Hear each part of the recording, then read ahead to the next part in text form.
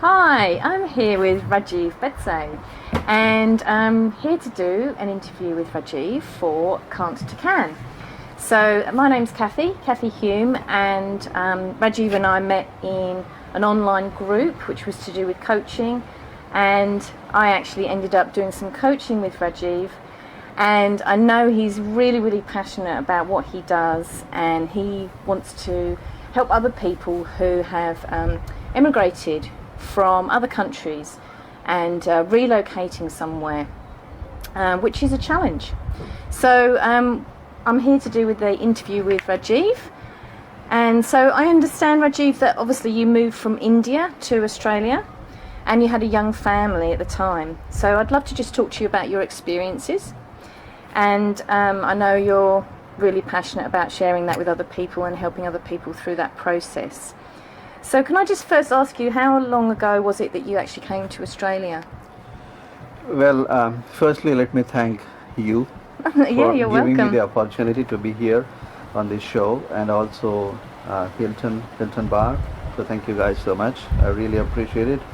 Well, I came to Australia back in 1997 with my family, and when I Okay. came here, my wife was then 36, 37 years old. I was 42 years old. My son was 15. My daughter was 13, and we came here with practically no money as such and no jobs. Okay. Um, quite disappointingly, in the same year, we arrived here in May 1997, and I think in January 1997 the government actually stopped giving the social security allowance as well. Oh, So we wow. yeah, so we were in a situation where we did not have job, we hardly had any money, but quite it worked out quite well because my sister was living here, so Oh, okay. So you we had stayed some with her. So contact. yeah, so we had a Okay. little bit of support there. So can I just take you back for a minute to, before you came to Australia? So what was life like in India before you decided to emigrate? And, why did you want to change your circumstances so drastically? I mean, it's a big step to go to such a different culture. it was a big step, and many people said to me that why you're going overseas when you're doing so well. So when I was in India, back home in India, I was a civil engineer. My wife was lawyer. She did her actually masters in law, and she was doing Wow. quite well back home in India. And both my children were quite intelligent, and then they went to the convent schools back home in India. So we were kind of well settled there, and we were living with my parents. And I always lived with my parents all through my life. So my children were emotionally quite attached to my parents as well. So many people said, why are you going there? And I said, well, I'm living a good life here, but I want to live a great life. Right. And that's the only reason I came here. Wow. Because I strongly believed that my children and my family, they deserve much more than what I'm offering them back home in India. Hence the reason at the age of 42 it was very hard decision for me to make, because I had to leave my parents, and my Yeah. parents back then they were retired. So I was in a situation where I had to take care of my parents, but at the same time I had to look after my family well as well. But I just made that decision. I just believed in myself. Yeah. That I can do it. Wow. Yeah. Wow, that is a really, big thing, especially with, like you say, you're living with your parents. So to actually, take yourself away from that situation. Yeah, I mean, yeah. I found it hard coming here when, leaving my parents and my in-laws as well. But that was, we didn't live with them, so Yeah. it wasn't as big. So, so you made the decision, and you navigated all the red tape and all the things that you had to do to get here, to come to Australia. So what was the biggest challenge you faced when you actually got here? Well, the first challenge before me was to leave my parents there in India, because my parents were, I think when I came here, my dad was 68 or 70 years old. My mom was about 66. And then I was coming to a whole new country, a whole new world. It's a Western world. So, most of the immigrants who come from that part of the world, the biggest challenge they face is the cultural shock. Yeah. That was my first challenge. The other challenge I had was financial insecurity. So these two were the main challenges. So regardless of how strong I was in terms of thinking that I will succeed in Australia, I still had to go through and face all those challenges anyway. Yeah, Yeah. absolutely. So what do you think was the lowest point for you once you were here in Australia, and how did that feel? Well, the fact was, when I came here, I thought basically because I was working in civil engineering back home, I thought because of the Sydney Olympics, I will have much better prospect in this country in terms of getting a job. But when I arrived here, I just found out that the infrastructure in Australia was all ready. So there were not many jobs for Yeah. civil engineers. Again, the structure here works differently than back home in India. So when I came here, the Australian people or the Australian government and the employers, they wanted me to do a course, at least a diploma, a full-time diploma of 3 years Whoa, full in time for in 3 years. in civil engineering, which was not possible because my priority back then was to survive Yeah, and to bring some money in. and to bring some yeah, money in. Yeah. So that I was in that particular situation. Now my wife, even if she was highly educated, there are some different sets of rules in Australia, in different states. So she would have to go to Adelaide and then study a course of Australian constitutional law for about a year and then serve in that state for at least a year. And it wasn't possible for me to have two establishments because I did not have any money. So finally, she decided to give up her career and sacrifice it for the sake of children. And then we started our new life, a whole new life here in Melbourne. Right. Wow. So that was a low point because when you come overseas, you come here with an idea that you are highly qualified. Yeah. Obviously, you will get a job after going there, but that it doesn't work that way because here in Australia the employers want you to have an experience in the local conditions, which is fair enough because this is a different culture, and this is actually I coach my clients now that when you come to Australia, don't have the expectation that you will get the same level of job Yeah. here in Australia as you had back home in India or anywhere in the world Yeah. for that reason because it's Yeah. a different culture. People want you to blend in that culture. Not only the social culture I'm talking about, but I'm talking about the work culture as well. Yeah. So if you don't blend in the work culture, because every company has got a different culture. So the company that you are working for or working with, if you don't blend in that culture well, they don't want you here. And that is the biggest challenge I had initially when I came here. And to be honest with you, when I was back home in India, I worked with one organization for 20 years. Right. Yeah. So I did not have much experience of appearing for the interviews. I did not have a good resume. I did not have a good cover letter. No interviewing techniques at all. And that is what I coach my clients now. Wow, okay. Yeah. And I know you also mentioned to me that it was quite challenging. I mean, well, there's two things. One thing was that, you were very aware that your wife made this big sacrifice to give up her career, and that must have been hard for you. And also the fact that, it was quite hard for your children as teenagers to adjust to a completely different culture. It certainly was. It was harder for my daughter because back home in India, the culture and the atmosphere in the schools is much different than here. There, you have very very high respect for your teachers, and in India, in a country like India, or you take any other country from the one of those Southeast Asian countries, education is your big priority. It's your top priority. So you really have to focus and study hard there. And that is what my children were used to. So when we came here, it was, for them it was a big change. So my daughter used to, she used to cry a lot and she used to say, well, have we made the right decision? Oh, that must But have been really hard. It was extremely hard. Just pause. Is it good? Right, well, we've just had to move, a little bit of noise, but we'll just continue where we left off. So you were talking, Rajiv, obviously about the challenges that your daughter had, and you'd said that, she was really upset and at times and was thinking, you know, you'd made the wrong decision. So how was that for you and your wife, and how did you move through that challenge? It was a very challenging time for us because, you know, children were our priority. So we came here only for the sake of children, and it was important from our point of view to make sure that the children are happy here. So my wife actually sacrificed her career, and she started, well, she was looking after the children since we came here, but then she said, well, in these conditions, I do not want to pursue my career anymore. So she, she stayed at home and she started looking after the children. She only looked after the children. Now, it so happened that when I came here, or when we came here, my son was in year 11 and my daughter was in year 10.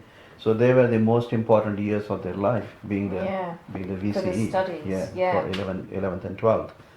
So from that point of view, it was very important for us to look after them well and to support them with, you know, the culture and with the cultural shock and all the challenges that they were facing as well. So the one advice that I gave to my daughter, which I would like to give to everyone who is migrating to Australia, is to be like a drop of oil in water. So you have your own identity, but you are separate, you are different, you are unique, but you still blend with the water. Oh, okay. Oh, what a great analogy. And that really helped my daughter. And then she started taking it very positively, and then it takes a while for anyone to to settle in Australia and to actually blend with the culture. Yeah. But then once she did that, she was extremely happy and she never looked back. And Wow. same with my son as well. I mean, both my children went to public schools. I did not have the money to send them to private schools, but they did extremely well at year 11, year 12, and hence the reason they got into Melbourne Uni, which was their top priority, or the first preference. They wanted to go to Melbourne Uni, and they both went to Melbourne Uni because my son got some 94% at year 12, the inter school, the VCE, and my daughter got 98. Wow. So that's amazing. they both went. And do you think that your wife being there to support them fully made a big difference to them? It made a huge difference, and this is what I say to people who come to Australia now. Is many times it's a subjective decision, and I don't force my decisions on my clients. But to me, what is more important is to come here with your family. Yeah. Even if you struggle a lot, you have to go through all the challenges. But there's a lot of fun in going through the challenges as a family together, as opposed to the husband coming first and the children and the wife following later. Because when they are back home, they have no idea what challenges you are facing here. Yeah. And then you have kind of progressed with facing the challenges, and when they come here, they have no idea. Yeah, yeah. So, and I know, this is one of the things that I love about you when we were working together as well, is that you are really passionate about getting that message across about the whole family can actually support each other and grow together in this challenge and in this process of this, relocating in a different culture and all the rest of it.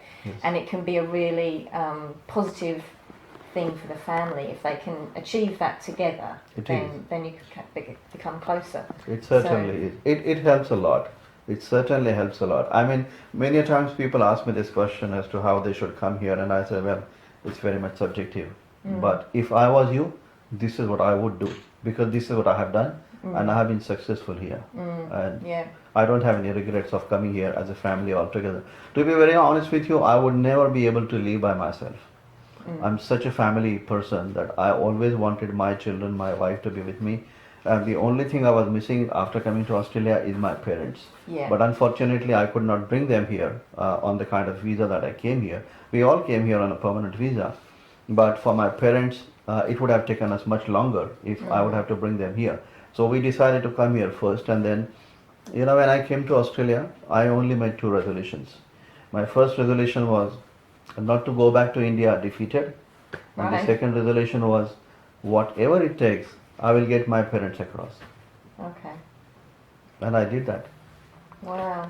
Yeah. That's quite an amazing story. So we might come back to that. So in all of these challenges, with your family and finding jobs and all of those things, was there anything that you had to deal with sort of personally that held you back, like, you know, whether it be confidence or limiting beliefs, or, you know, was there anything that you had to deal with? I did not have so much of a limiting belief as such, but of course, you know, when you migrate to a new country, you always have negative emotions, such as, you know, you don't know what's going to happen, the fear of unknown, Yeah. you know, the fear of failure. It's always there, but there are ways how you deal with them. So how did you deal with that? Well, the first thing that I did is that I embraced fear. Oh, okay, yeah. And that's something you took to your clients now as well, isn't it? Embracing the fear, yeah. Just embrace fear. And once you embrace fear, you know, fear is something, it's very funny. It's like, you know, holding on to a person. When you hold on to a person, that person cannot leave you. It cannot go away. So when you embrace fear, you become so confident, you become so bold that, you know, you're not scared of fear anymore. Right, yeah. So, you know, once you start embracing fear, because what I realized is that if I have to succeed in a new country, I have to get over these negative emotions. I did not have any limiting belief as such. I always believed in my abilities. When I was back home, even before I got the visa, I still remember the days when I used to go for jogging then. And when I used to go for jogging, I used to say to myself loudly so that I could hear it, that I want to do this for me and for my family. So my family was my top priority. And so those positive, you know, the affirmations, they were so strong in my head that I did not have any limiting beliefs. All I had is the fear of unknown. And when I came here, I just said to myself, well, this is a new country. I'm not going to go back defeated, and I need to change my attitude. And the way I did it is that I kept saying to me that I want to succeed in this country. Like Robin Sharma in one of his books, he says that you succeed in life only when your back is against the wall. Yeah. That is when you succeed. Or he said you burn your boats. Yeah, and it's like you were saying, you know, you made that decision, you were not going to go back to India defeated, so you had, you know, not given yourself a way out. Yeah, and you absolutely. decided you were going to go forward. Absolutely. So you take the responsibility of everything that happens in your life, and once you start taking the responsibility, then there is no one else to blame. Only you are to blame yourself. You know, and that you become accountable to your own actions. Yeah, perfect. Yeah. So do you think there was a turning point, you know, a particular time or a particular thing that happened that was the turning point that made you feel, yes, I'm, you know, over the hardest part, and I know that I'm going forward, and I know that we're on the right path now? Well, the turning point to me was, you know, when I came here, back home, because I came from the civil engineering background, I did not find a job. I could not find a job in civil engineering. So, you know, I started by door knocking. If I was back home in India, this is something that I would never ever do in my life. I did not have to. But here I was in a situation that I had to survive and I have to feed my family. I had to bring, you know, bread and butter on the table. So I started on knocking people's doors. And I never looked back from there. And these were the skills which are, you know, sales related skills. I never was in sales back home. I was coming from the engineering background. So I had to learn all those skills. And in the first year, I struggled. And I struggled like anything because I had to develop at the age of 42, you know, coming from the engineering background and wanting to develop the new skills. It took me a while. But, you know, when I did that, I became the number one salesperson in the company. I have to say that's absolutely amazing because, you know, from what I know, I mean, my dad's an engineer, retired engineer, and I know that type of vocation is very much focused on, you know, the detail and not so much about people and reaching out. And the sales is just completely the opposite. It is. So that's an amazing transformation that you had to go through to be able to be that successful in sales. But you know, that is what life is about, Kathy. Because when you are in your own profession, you become complacent. I worked there for 20 years, and I realized after coming here that, you know, success is just outside of your comfort zone. Yeah. So you have to go outside of your comfort zone. You cannot be a butterfly by being in the cocoon. You have to break the cocoon, and only then you can become a butterfly. You certainly did that. That's what you did. Well, I had to do that. Yeah. I did not have a choice. Yeah. So I had to do that. But I did that. And then I did it willingly. Because now here I was, that I wanted to not only, survive and sustain in this country, but I wanted to give the best possible education and the best facilities and the privileges to my family. So I was willing to go to any to that extra mile Yeah. to do something for my family, and Wow. and I did it. That's amazing. Yeah. That is amazing. Yeah. So with all of that process, was there any particular people or influences or things that you came across that helped you, in that transition with, the job that you had to do and everything else that you had to deal with? Yeah, that's a great question, because because I come from a country like India, I always had the mentality of saving money, which is not a bad thing. So you always want to save money. But I did not realize the difference between being a miser and a frugal person. Yeah. There's a big difference. And when I realized that, then I started investing in my own future. Because then I took up some courses. Right. Then I was working with you for some time, Yeah. and that really helped me. I mean, you have been such a, one of the. You asked me about the turning points. You were one of the turning points in my life. Oh, wow. Because that is how it worked, and this is what I really I realized, that if I have to do something in my life, if I have to get some returns in my life, I have to invest somewhere. Yeah. Yeah. And like we know that there's a price that you have to pay for everything in life, and nature demands that you have to pay the price first, and in advance, Yes. and in full. Yeah. So there's nothing like getting the rewards without investing. You only get the returns for something when you invest in something.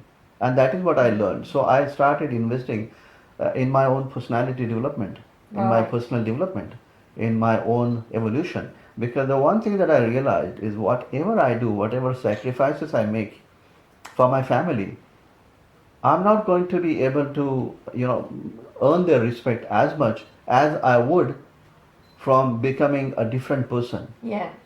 So Yeah. when I evolve, when my personality evolves, I become a different process when I'm going through that phase in my life and making all those sacrifices. So my children, I was just talking to my daughter once, and I said, well, I did not get any chance, or I did not get much time to spend with you, even back home, because I was working like anything. I used to leave home at 6 o'clock in the morning, come back at 10 o'clock at night, 6 days a week. And even after coming to Australia, I said, now the challenges are different, the priorities have changed. And she said, Dad, don't worry about it. Because she said, we have been watching you. Oh, right. Yeah. She said, when we were growing, we were watching you. Don't worry about that, the fact that you did not sit with us and you did not get us to study or something like that. But she said, we were watching you. And we were watching in the way that I always thought, and this is what she said. She said, I always thought that your actions spoke louder than your words. Yeah. So we knew how hard you were working back home, or even after coming to Australia.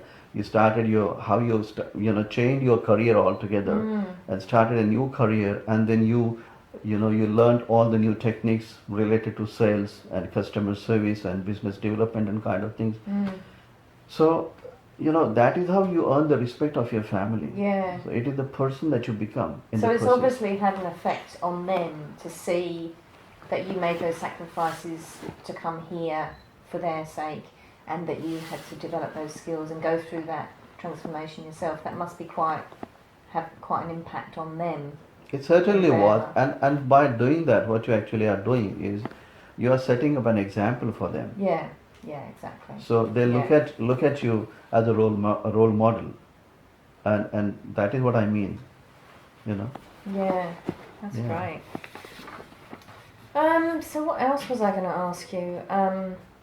Well, you've answered this question a little bit. It was, what personal characteristics did you learn or strengthen because of the experiences? And I guess you've answered that in a way that, and you've obviously talked about, developing new skills and investing in more personal development. Was there anything else that you wanted to comment on with that? Well, I became more persistent, I suppose. I was a Yeah. persistent person even before, but now I became more persistent, and I started learning new skills after coming here. Not only skills related to my profession, but skills related to my personal development as well. And I took up some courses. I started investing money in buying some nice books, and reading Robin Sharma and Brian Tracy and Jim Rohn, listening to their audio programs, and Yeah. and things like that. And then that really changed my life to an extent that my mentality, the way I think, has absolutely changed. And I take responsibility for everything that I do, or everything that happens in my life. If something is not working in my life, then there is no one else is responsible, because Yeah. now it is not the poor me mentality anymore. Yeah, yeah, and I think that makes a huge difference. I mean, that was one of my big learnings as well. I think you can come from that sort of poor me victim mode, Yes, and then when yes. you realise it's all your responsibility, it does change, because you start searching for the things that you need that are going to help you and change your thinking. Yeah. Absolutely. Yeah. And Kathy, Australia is a great country. Mm. I always believe that, since I came to Australia, I have been to so many places in the world. My daughter lives in the United States, so I travel to the United States quite regularly. And I've been there quite a few times, and I've been to Europe, and I've been to New Zealand, and, so many places. But I strongly believe that, Australia is the best country in the world, and we live in such, high class atmosphere here and world class living here, which I really feel so great, and I feel blessed about it. And that this is the kind of these are the kind of privileges and atmosphere I wanted to give to my family. Yeah. And this is what I say to people, people who are coming to Australia.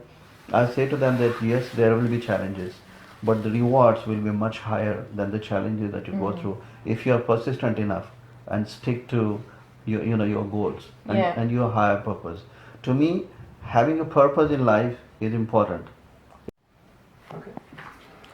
So, Rajiv, you mentioned a sense of purpose, which I know is something that I really believe in as well. Do you think that this whole experience of changing countries is something that's actually strengthened your sense of purpose, because you've had to go through all these challenges and really know, what your purpose is?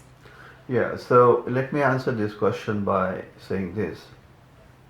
Purpose is one thing. So purpose is like you having your ambition in life, or mission in life.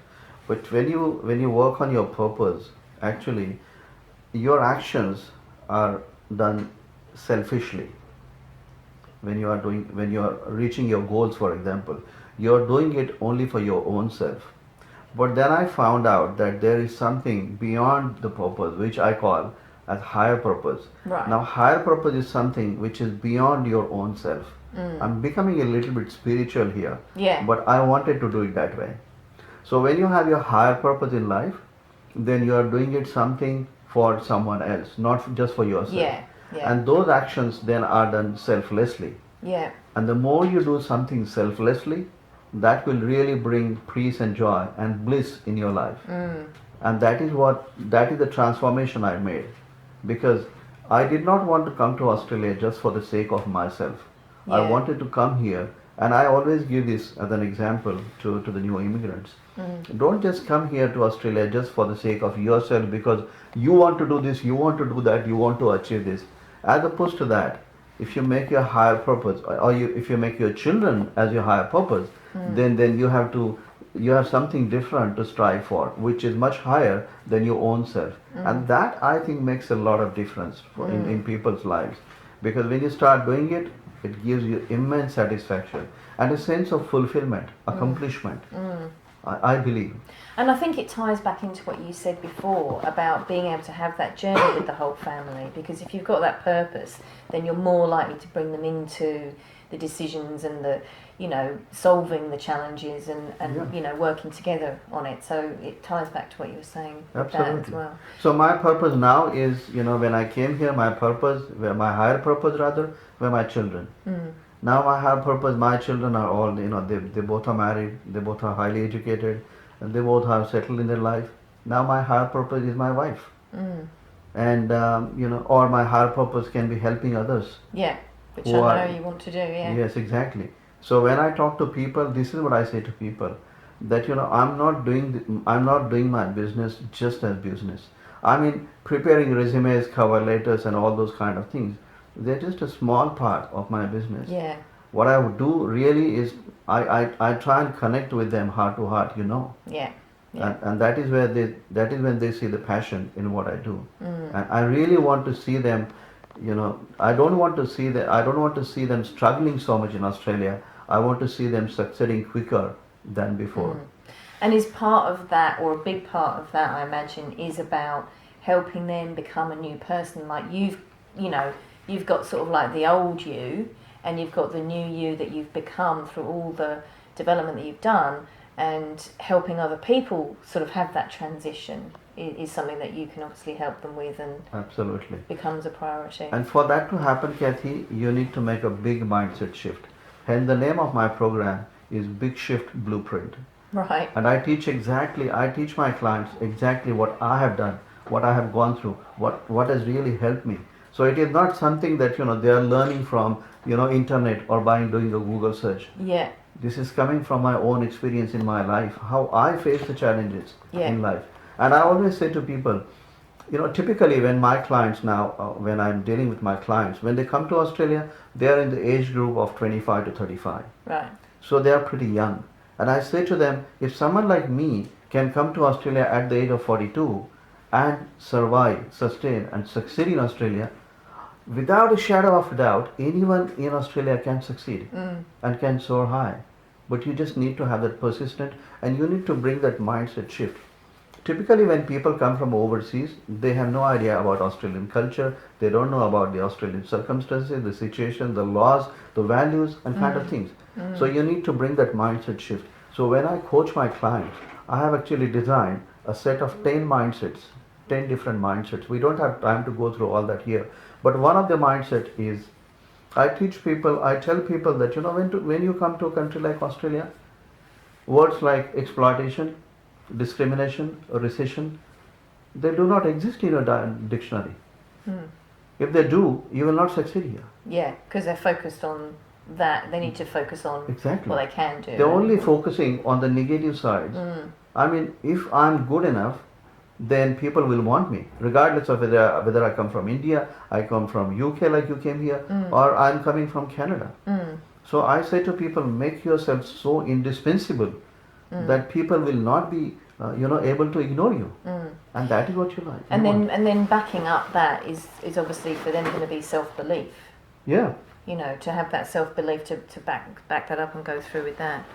Absolutely. And typically when people come from overseas, they are kind of in their comfort zone, and this is what I would love to tell you. I was a different person back home because I worked for one organization for 20 years, and many people who come to Australia, they have worked with one organization for long time. But when they come here, they face all the new challenges, and then the transformation that has taken place within me is I became, initially I was I was in my comfort zone, so I switched myself from comfort zone to now success zone. What I mean that is that now I'm facing so many challenges. I never changed my job so many times in back home in India that I changed after coming to Australia, because I wanted new challenge in my life, and here's the reason I changed my jobs. So now I'm willing to change new jobs, tackle new challenges. And it's a new game for me now. Wow. You know. Yeah. I hope that is making sense. Yeah, no, that makes perfect sense. So, what's the one top piece of advice do you think you would give to people who are facing that transition, especially into a completely different culture? I would say to people, when you come to Australia, you have to make sure that you change. You bring about that mindset shift. Yeah. Number one. Yeah. Number two is that when people come here from overseas, it's good to pursue a job in your own profession, in your own career. But if you do not get a job, if you do not get the job, don't worry about it. Start by doing a job. Yeah. Because when you start doing a job in Australia, that gives you a lot of power and confidence and self-belief that yes, I can do a job in Australia. Now I'm earning money in Australian dollars. and you at the same time you're gaining the experience in working in Australian conditions. It motivates you, it improves your, it increases your confidence level, your self-belief, and then use that as a stepping stone Yeah. to get the job in Australia. Yeah, I was going to say it's a stepping stone. It's the first step Exactly. that you need to take for lots of different levels, financial, confidence, all those things you mentioned. So it's a stepping stone in Yeah. all those areas.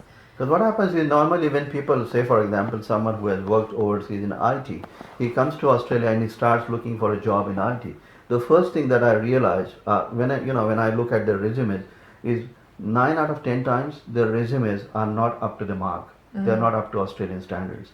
They do not have any interviewing skills. They do not have a proper cover letter. Now these are the most important financial documents in your life that you can own. In the absence of having these documents done properly, you're not going to get a job. Let alone getting a job, you're not even going to get called for an interview. That is the reality. And people come here, they stay here for 2 months, 3 months, and they're still struggling to get an interview, and they do not know the reason why, what is not helping them, or why they are not getting a job in Australia. Many a times it is just not about the interviewing skills and the resume kind of things, but it's more about their subconscious mind and the limiting beliefs that they have developed from conception till they turn 5 or 6 or 7 years old. Now they don't even know that. Many times it's about self-sabotaging. Yeah. It's like you want something, but one part of your body is saying that you want that, and the other part saying no, you don't want it. The other part is making sure you don't get it. So people do not understand that. Hence the reason I have become a certified NLP practitioner as well, and using my techniques and the NLP techniques and also the vision creation script which you taught me. Yeah. That works fantastically. Cool. It works fabulously. So people make that change on their subconscious mind, and once that gets engraved onto their subconscious mind, then automatically they start thinking positively, and things start taking place in their life very easily than before. Yeah, And these it's are a the things that huge people shift. need to understand. Yeah, it's a big shift. Yeah, Okay. absolutely. So obviously, you've talked about, you helping people and you have clients. Did you want to tell us, and obviously you've covered that you cover some practical issues with people when you coach them in terms of that resume and that sort of stuff, and then obviously you're very passionate about covering the mindset. Did you want to tell us a little bit more about your business? Your Sure. solutions for immigrants. Yeah. So the way I work is, I believe that there's internal world and external world. Yeah. Your internal world is the world of your beliefs. Your external world is the world of imperfect action. I would not say perfect action, imperfect action, but you take immediate, inspired, imperfect action. That is your external world. When you combine them together, that's when you start getting premium results or ultimate results. And I have designed a course, or I have designed my system in such a way that it works at all the levels. Yeah. So every human being is, we have an intelligent side, and then we have an emotional side of us, and then we also have a physical side and a spiritual side. But when we integrate all of them together, that is when you start taking the right decisions in your life, because your decisions then are based on your intuition, and they really that really takes into consideration all the angles, all the sides of your personality. And that really, in a nutshell, that I teach people, I coach in my training program. So you are taking care of your subconscious mind level problems. You are taking care of your, the problems that you face after coming to Australia. At the same time, the way I help immigrants is that many times immigrants are not aware that there are certain courses offered by the Australian government to the co-applicant. So if a family comes here, if the husband, if his qualifications have been assessed for the purpose of immigration, then the wife can do certain courses, and Australian government offers many of these courses for free of charge. So while the husband is looking for the jobs, the wife actually can complete the course, and then she becomes employable, and she starts earning money as well. Yeah. Also, when people come here to Australia, typically when they are coming from, say for example, Indian background, I can relate to their problem very quickly because I have been through all that. Yeah. And then I started offering them that emotional support that they need. So I'm not looking at my business purely from the business sense of view, as a point of view, but I'm looking at my business as really, really helping someone passionately. I know, and I know this because I know you really well, and I know that you are really passionate about helping people through that process. And I think, what I see is that you're uniquely positioned to do that because not only have you been through that journey yourself and learned those lessons and, had those same challenges, but you've also upskilled yourself with knowing about resumes, with knowing about what's out there for people. And, as you mentioned a minute ago, there's courses that people can take that are actually free. And who would know? Someone coming new into the country would not know that. Yes. But you've got that information at your fingertips. You've got all these resources to give to people. So, I just think it's wonderful that you've got this practical side of it, which is literally, this is how the system works. This is how you need to kind of play the game, so to speak. Yes. But also, this is what you need to do internally to strengthen yourself and to develop yourself so that you can meet all those challenges. And so I know that you're uniquely positioned to do that because you've got so much knowledge, and I know that you're really, really passionate about helping people with that. So I congratulate you on that because I know we've had lots of fun working together, and it's been great to get to know all of those things about you. Yes. So if there is anyone watching the video who's really keen to actually get in touch with you and learn a bit more, or maybe find out more about your course that you take them through, what's the best way for them to contact you?